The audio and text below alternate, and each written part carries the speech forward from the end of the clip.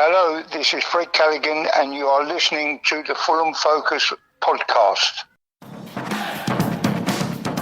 Hello, yes, Fulham made it 4 wins in a row in what we had billed as our biggest test of the season so far against Stoke City, but the result was never in any doubt from the moment Harry Wilson gave us the lead after just 5 minutes. Bobby Reid added a second, and Mitro celebrated signing a new 5-year contract on Friday by adding a third goal in another comprehensive all-round team performance.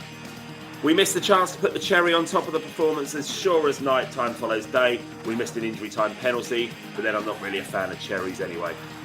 We had some lovely little pre-match beers before the match yesterday. We're recording this very early on Sunday morning. Not that you'd expect much sense out of him at the best of times, but you may need to treat Morgan Cowson a little bit gently this morning. But in any case, Matt Wiggo Wiggins is also with us to go back over the game, ensuring at least somebody is speaking some sense on the show. Maxime Lamarche no longer plays for Fulham, with Seri and Fabry having joined Strasbourg, and we'll discuss other potential outgoings and incomings before Tuesday's transfer deadline day 2. My name is Matt Wacklair, and this is your Fulham Focus podcast.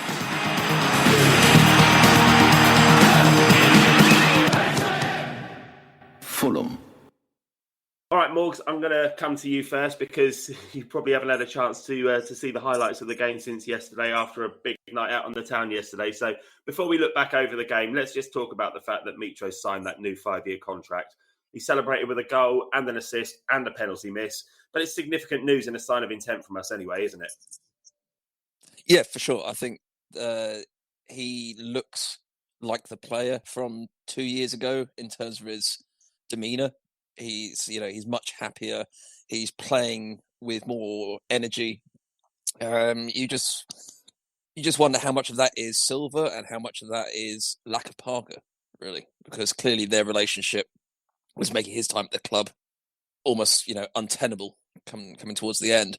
But now that sort of he's gone, it's he seems to be a whole new player again, and which is it's great. And it was kind of when Parker did leave, it almost felt like it was going to be Parker and Mitro going. And even when Parker left, we were still a bit unsure whether Mitro would actually stay. But it's great to see that we've now got our Mitro back essentially, and hopefully him signing this contract will kick him on to bagging another 30 goals this season. I watched the interview with him that he did with the club the other day, and he said that first of all, let's get up, then let's stay up for a couple of seasons, then push for Europe. What do you reckon, Wiggo? Mitro leading the line for Fulham in Europe in a few years' time? You can just see him lifting the Champions League in a few years. I mean, it would just be great, wouldn't it? Number 9 captain. No offence to Tom Kearney, but Mitrovic as the big man with the trophy, it would be fantastic. But it's great. Like Morg said, it's great that we've managed to tie him down for another 5 years. And yeah, hopefully he can lead that line straight back into the Premier League. And if we do go up, be given the chance to actually prove himself in the Premier League again, unlike last season under the Bournemouth manager. Well, we're not getting ahead of ourselves by saying HMS pissed the Champions League, are we? Maybe Europa Conference League. Great stuff. All right, lads. Well, it was a 3-0 win, comprehensive. It didn't feel like we're ever under any threat against Stoke. And in all honesty, it could and should have been a bigger margin of victory against a side who we were level on points with at the start of the day. Another all-round great performance, wasn't it? Yeah, we deserved to win 3-0. It was comprehensive, wasn't it? At the end of the day, Stoke are obviously up there as well. So we knew it was going to be our toughest test of the season. And going into it, you kind of think, okay, have we had it a bit easy up to this point? But actually, they weren't really much of a challenge. I think after the second goal, they sort of put up a bit of a fight. But we were just sort of another easy win like last week, really. Go there, get the job done, come home. On to the next one, really. Yeah, nice break next week. That'll do. I think we kind of looked at this match and sort of the fact, I think a lot of us saw the goal they scored against Forest last week and go, actually, they're a footballing side now. They're not a Tony Pulis Stoke side. And I think we probably thought that there was going to be a greater challenge based on that particular goal. When in fact they sort of, they played some okay stuff at times, but they didn't penetrate us at all, really. I mean, Gazaniga made a couple of saves, but he, we didn't need to be particularly spectacular to win it. We were efficient. We played nice, simple football. Our counter-attacking was good, but sort of we didn't need to. We weren't. Yeah, it wasn't spectacular in a 3-0, but it was good. It was efficient, and it's kind of the sort of football that you look like you play for a whole season without burning out too early. Which I think sometimes if you got Slavisa side, where you're sort of a bit gung ho, you might sort of not be able to sort of last that whole time. So yeah, it does. Yeah, it does fill us with a lot of confidence moving forward. That come sort of Christmas time, come next year, we'll still be able to play in that manner. And let's just hope that we we just keep it up. Good stuff, mate. Well, it was a strong lineup that we put out when you consider that before the match we weren't sure about the fitness of Tim Ream and Fabio Carvalho. Both started the game, and it's just a shame that Kenny Tete is going to be out for a while, meaning that for some reason we're looking for a new right back, and that Cyrus Christie's been told he needs to look for a new club. Obviously, we don't know the ins and outs of that situation, but to me, it feels strange that he's surplus to requirements here. We've said it before, Wiggo, when you've been on the show a couple of weeks ago. He's a decent Championship right back. Why are we getting rid of him? Yeah, the guy's got the quality, isn't he, at the end of the day? And he's proven himself in this league. And I find it so strange at what's happened there. I can't see it as being an attitude problem, because I think the guy's always had a pretty good attitude. Is it to do with the incident a couple of seasons ago? Perhaps, I'm not too sure. But he come back from that, didn't he? And he was playing games. I've got no idea what it is, to be honest with you. But the guy was a solid option. He would be a solid option. All right, Dennis Adoy came in, played a great game, did a good job. But Christie is an out-and-out right back, through and through. And he's played the games for us. He's played some really, really good games for us. He's proper attacking. And I do think he could have offered us something. But obviously Silva just doesn't have him in his plans. So if he wants to get rid of him, that's down to the manager at the end of the day, isn't it? I'm going to say that we, it may be a case that Christie's come in pre-season and said, I want to play games. And Silva said, well, you're not going to be my starting right back. They might have had a bit of a bust up over it. And he said, well, you're going to be backup at best. And maybe Christie just said, look, I'm not happy with that and wants out. And maybe that's where where it came from. Maybe just he can't guarantee in football, so he's just going to say, right, our plans will move on without you. Whereas someone like Dennis Adoy, will happily be a backup in theory. And so he's kind of, he's that utility man for us when needed. So maybe that's just it. Maybe it's a mutual understanding that he wasn't going to play enough, so it's time for him to leave again. Dennis Adoy is great. I love Dennis Adoy, and he's made mistakes in the past, but who hasn't in games? And he's just dependable and won't ever let you down. He's happy to just stay in the squad, and when the chance comes back along, then he comes in and gives you a 7 out of 10, which is probably what he did yesterday. It's nothing spectacular, but he certainly doesn't look out of place in the team. And if he was our right back for a couple of months whilst Kenny Tete was out, I'd be absolutely fine with it. And what decent right back is going to want to come to Fulham knowing that he's keeping the seat warm for Kenny Tete? I think it's strange that we're in the market for another right back, especially when you consider that we've got Stephen Sess in the squad as well. And Marco Silva said that he's going to keep hold of him. And he's in his plans. So I don't know. It's just a bizarre situation. I didn't think we'd be looking for a right back before Tuesday's deadline day, but apparently that's what we're doing. So anyway, let's move on. We spent a bit of time in our match preview going through Stoke City, their transformation of style under Michael O'Neill, and talking about that fantastic team goal they scored against Forest last weekend. But in actual fact, it was a superb team goal scored by Harry Wilson on his return from suspension that gave us the lead after just 5 minutes. Wiggo, I'll come to you and ask you to talk me through the goal, because I don't think Morgs has had a chance to see it again on the TV. Yeah, it was a great goal, Morgs, by the way, when you do... Was it? I mean, I have no recollection. Yeah, it was a great goal, mate. Yeah, it was fantastic. It was a really good move. Starting at the back, it was quick as well. I couldn't believe it, really. He was just quick, back to front, loads of pace involved as well. And what a strike, by the way, as well. It was outside of his foot, I think, as well. And just gave us a lead, the early lead that we needed as well to really take control of the game. Obviously, deckled over Reed with a great ball into Mitrovic, and Mitrovic's ability to hold off the defender and just play that perfect weight of pass to Harry Wilson, and then for him to find the corner from there with the outside of his foot, brilliant. And honestly, I'm so glad that he's back now, and I think we can really kick on with him back in the squad and hopefully get a lot of convincing wins to try and stay top of the league. You say it was perfect weight of pass. I mean, I don't think it was that perfect. It kind of bobbled up a bit, and Wilson did really well to get his foot over it and just stick it in the bottom corner. But the build-up to that goal was really good as well. It started with Ream at the back, and I think he's played it into Wilson, who then got involved, played it out wide, and then picked up the ball in the box and stuck it away. So it's a really, really nice goal, Morgs, when you get a chance to see it again. It sounds brilliant. I can't wait to see it for the first time. Well, we kept Stoke keeper Joseph Bursic busy throughout the game. 20 shots, 9 of which were on target. Notable efforts from Seri and Tosin in the first half. And just after the break, we got the second goal our dominance deserved. We showed we can be dynamic with the way that we attack, with Bobby Reed's goal too, as it was started from a long ball from a Gazaniga goal kick. Again, I'm probably going to have to come to you, Wiggo, for this, aren't I? Yeah. Yeah, Morgs once again, another good goal, really.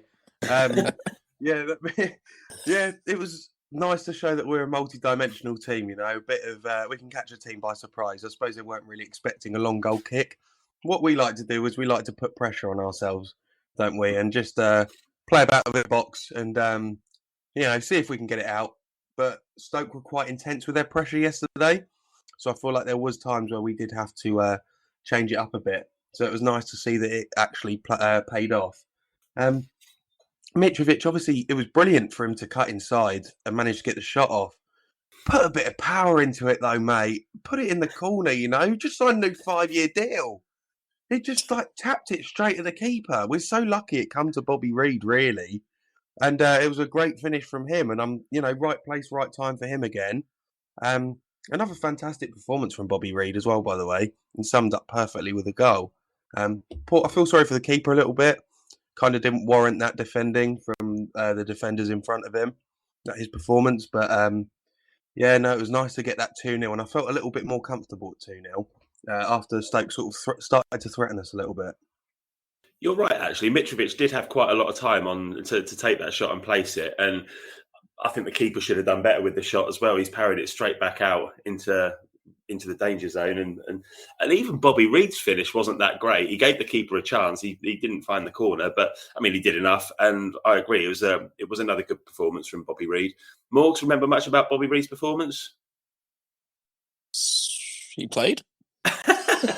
Bobby Reed played, did he? Yeah. I agree with you. He had a great game. Yes, I think he's becoming so reliable over the last year. Which is something that we didn't get from him in his first season. And again, it's kind of, maybe it just needed time to settle into the team and into playing for the club. But yeah, he's just so dependable, and not even just at the Championship level, Premier League level as well. He was good. So it's great to see him coming into the team and knowing that you're going to get a decent performance out of him. So I think. Yeah, I think it's great for our squad depth as well. We're looking at it, sort of, a player like him who doesn't need to start every game, but when he does come in, he's going to sort of add to the team rather than just sort of fill a gap like former players who have now left for Greek shores may have done. I can't remember the name of the guy who, the professional that they have, the pundit on Quest. I was watching it earlier, ex-Reading guy, but he was saying after the highlights yesterday that he thinks that we've got the best attack in the league, and I don't think that's any surprise to anybody. You've got, aside from Cabano, then you've got Wilson, Mitrovic, Bobby Reed, and then Muniz to come in as well. And the fact that we're top of the league and we're scoring goals left, right, and centre, it just highlights that. But it's just exciting to watch again, isn't it? I know we've said this time and time again in the last few weeks after, watching the Scott Parker defensive tactics, the fact that we're just utilising these attacking players. And, I'm not in any doubt at the moment when we're turning up to these games that we're going to win. It's just a case of are we going to bother turning the screw today and really go for the jugular, or are we just going to settle for the kind of the 2-0 that we had against Hull? And I think we did go for the jugular yesterday. It should have been 4-5, 6-0 yesterday. And we just didn't take our chances. But go on, Wiggo, word on our attack. Oh, it's so refreshing to see, isn't it? We are going for it. You know, what was it, 2 or 3-0 when he brought on Cabano and Cavallero? I mean, under the last guy, I'm not going to mention his name, under the last guy, we'd have brought on 3 defenders. You know, we'd have been sat back and just passing it about the back and boring football. So it's so good to see that we're actually going for it and we're putting away our chances. All right, we probably should have scored more if we're going to be very harsh, but 3-0 is a convincing win. And, you know, it helps for the goal difference at the end of the season, you know, because it might come down to that. So 3-0 rather than 1-0, sitting back and holding on. You want to go for it, didn't you? So I'm happy with that. Brilliant performance. It won't come down to that, mate. We'll be way clear. It won't come down to that. Who else is going to have 106 points? I mean, you know. Well, West Brom are still going well. Huddersfield probably at this rate as well. Huddersfield, no. But West Brom are still going well, aren't they? They're still level on points with us at the moment. Did West Brom win yesterday? Yeah, they did. Yeah, they're still level on points with us. So 95th minute. Was it? Oh, was it Peterborough? Yeah, Jai scored in the last minute of the game, and then there was typical really. Oh well, don't worry about what other teams are doing. Let's just keep an eye on what we're doing. Harry Wilson hit the post, went through 1-on-1 after a great through ball from Josh Onomer, but then Mitro did get his goal, and he won't ever get an easier one. Willie Morgs, sorry, you don't remember. I'm going to persist with that joke for the rest of the show, so just deal with it. But yeah, it's great to see him get his goal, wasn't it? Yeah, I don't remember it, but it was a tap in, yeah. Ball into the box from Bobby Reid. Harry Wilson kind of hipped it, and he just he got in front of the defender and buried it. I mean, that's the sort of goal you expect from Mitro. It's a sort of expect from a sort of a typical number 9, just sort of getting there, being right place, right time, and it was the perfect way to cap off his his contract signing, good performance, and I think the more times that he's in the right place, right time, that's just what you need, really. Yeah, absolutely. Again, I think he's going to get 25 to 30 goals this season, and I've seen nothing that's convinced me otherwise so far, and I'm just loving it. It was great to see Harrison Reed get a run out. He replaced Fabio Carvalho with 11 minutes left. And we just have such great strength in depth at the moment, which is another reason why I can't see anyone stopping us winning the league this season, Wiggo. Yeah, we are quality all over the pitch, aren't we? And they're playing as a team as well, because it's all well and good having great individual players, but if you're not playing as a team, it makes it difficult. But Silva's really got them gelling together as well. And seeing the likes of Reed, Cavallero, Cabano coming off the bench, these players would walk into any other of the 23 teams easily. I have no doubt about it. So you just think we should walk this league, really. But then, obviously, how do we go about that next season? Because our team's way too good for this league. Yeah. But in terms of comparing it to Premier League squads, I don't think it's good enough. So, you've got to find that balance, I suppose. This is the only way I feel like we can be subjective at the moment, because I can't criticise anything about this team at the moment. Having spent so long criticising it in the past few years, ever since I've been involved with Fulham Focus, really, I joined in the first Premier League season under Slav, and it's just been quite negative, obviously throughout that season and last season, because we were relegated and we were critical of the way of Scott Parker's tactics at times when we went up as well. But at the moment, I'm so excited. I'm like a little kid on Christmas morning. Every time I go to Fulham, I'm like, I just cannot wait to see this team play football at the moment. And I don't remember. Well, I think the last time I was like this was the Tigana season, which was obviously before your time, Wiggo. But you were around for those times. You're old enough and ugly enough, Morgs, to have been around in those times as well. But how do you think this team compares to that era?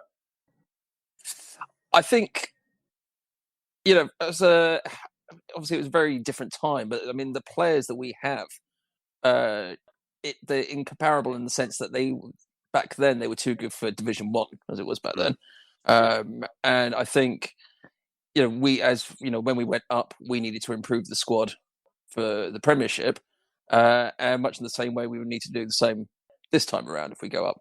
But we have, you look at some teams that have gone up in the past, and they've had worse squads than this. So I don't think there would be the need for a massive reshuffle again. I think you could probably go up with this team as is, get some decent performances out of them, and then just, add in a few players here and there. But it's the style that we're playing now. The players might not be that different from when we went up in whatever it was, 2019-20. But we've got a much more confident playing style under Silva. And I think that really helps this team look better than it did under Parker. So I think, if we can keep it up, then that's yes, it is exciting. It is Tigana-esque in the way that, we're going out in games and, being confident that we'll win rather than going out there thinking, oh God, we're going to go 1-0 up and then throw it away again. So I think, it does. There are comparisons to be drawn, but I'm also old enough, ugly enough to be very cautious and not be cocky about the whole thing. Yeah, there's a fine line, and I think we might be overstepping it at times with cockiness, and I don't want to be like that. But if I do come across like that, then I apologise to anyone listening. But I'm just excited, that's all, and I'm just really enjoying it at the moment. You've mentioned Wiggo already. We were able to bring on Cav and Cabano for Bobby Reid and Harry Wilson, just attack. And it was Cabano who got us an injury time penalty when he was sent flying by the Stoke keeper. It was a crap penalty from Micho again, though, really, wasn't it? The keeper goes the right way, and it just wasn't hard enough or in the corner enough to beat a keeper that's diving the right way. Does Micho take the next penalty for you? I'd say no, personally. It's just, I just think when it comes, all right, we were 3-0 up, so it doesn't really matter, does it? In hindsight, it's not the most important penalty that we'll have this season. He's missed a couple. All right, by the way, I'm not criticising him, in the slightest, because he's going to be so key for us this season. But a couple last season were at the start of a massive loss of confidence, weren't they? Yeah. He missed the one at Sheffield United and then missed the one for Serbia against Scotland. And that was, his confidence just plummeted. I'd put Harry Wilson on it. Obviously, he wasn't on the pitch yesterday, so that's fine. I understand. And we were 3-0 up anyway. But when it comes to it, and we've got a crucial penalty, Harry Wilson would be the person to put on it personally. Just because he's done it for Derby when he was there, and he had a pretty good record, I think. So, yeah, I'd have to say him personally.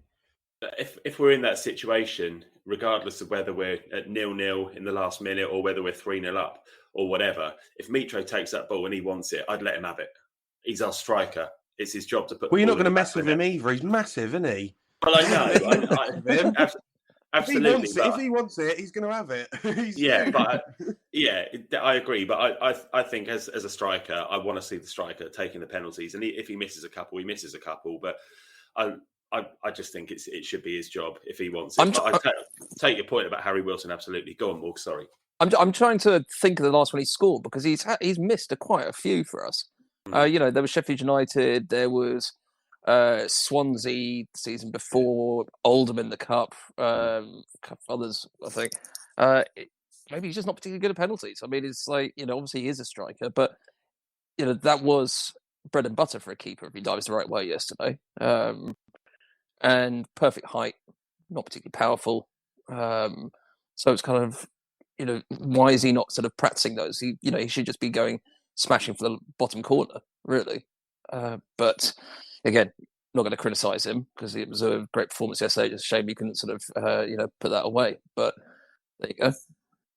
Yeah, no, I'm with you. It always baffles me as well as somebody who can score all types of goals outside of the box, inside of the box, both feet, on his head, clever finishes. Why somebody who's got all those elements to their game is unable to take a decent penalty. It's weird, isn't it? It's yeah. I guess there is an art to it, but at the end of the day, you're very close to the goal. There's no one in front of you. Just smash it in. You know, I'm not a footballer, but I know that. Yeah, and I guess take it with enough power every time, so that if the keeper does guess right, then he's going in the back of the net with that ball. But it's such a good height for the keeper as well, isn't it? Like, I mean, it's not even in the bottom or the top corner; it's right in the middle. What? Come on, mate. But then again, if striker, keeper dives the wrong way, and it looks like a great penalty. It's it's one of those things that I mean. But obviously, the keeper read what he was doing, and just lucky guess. But either way, it was a decent save. That's the problem. These keepers have just got to stop diving the right fucking way, haven't they? If they could just dive out of the way every time we get a penalty, we'll be fine. Yeah, unless we miss it, Oh yeah. He did. He put one Get over the bar. Get Tim Ream on it. Tim Ream missed, didn't he? It wasn't saved. That one at Newcastle, but the keeper didn't save it. He hit the post, didn't he? You've got to hit the target. Anyway, it was. I don't think it was anywhere near the post. I think it was. I think it's close to Middlesbrough that it was the goal. Look at us fat bastards sat here telling professional footballers how they should do their job. You want to bribe the keepers, give them a couple of tickets to AEW at Craven Cottage when it happens. We said last night, we'll put you in the new Riverside stand. You'll get a good view of CM Punk in the ring, and they'll be well happy. Oh dear. Right. Okay. Let's bring this to a close. Then let's talk about man of the match. Who are you giving it to, Wiggo? Tim Ream, absolutely no question for me. He was unbelievable yesterday. I don't remember the last time I saw a defender so composed on the ball playing at Fulham. He's facing his own goal. All right, he was on the touchline. He's managed to take it over one of their players' heads and get round him. The guy's 33 and he's just putting on quality performances. That combined with his increased social media presence this year is, he's really gone up in my estimations. And I said last year in the Premier League that he was past it. And he played that game at Man United and he was quality. And throughout this whole season, he's been one of our best players. And yesterday, again, another fantastic performance. So, man of the match, no question for me. Good man. How about for you, Morgs?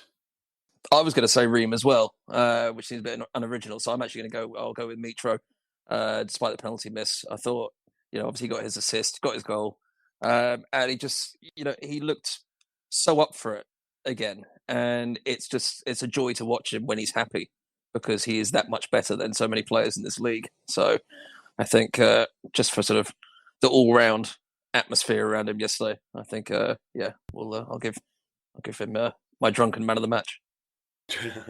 Nice one. I was going to say Bobby Reid. I think we look a better team when he's in the squad. And I loved him when he was at Bristol City. I thought he always scored against us and he looked a really clever player for them. But when we signed him, he didn't really do it for me. And all right, he was part of the promotion squad, but we definitely weren't getting the best out of him. And now we just are. Well, like I said on the pod last week, he's better in a more attacking position. I think we get to see the best of him rather in a more attacking position. And he's a very decent right back too. But I'd rather have his uses up front rather than at the back. And I thought he was excellent again.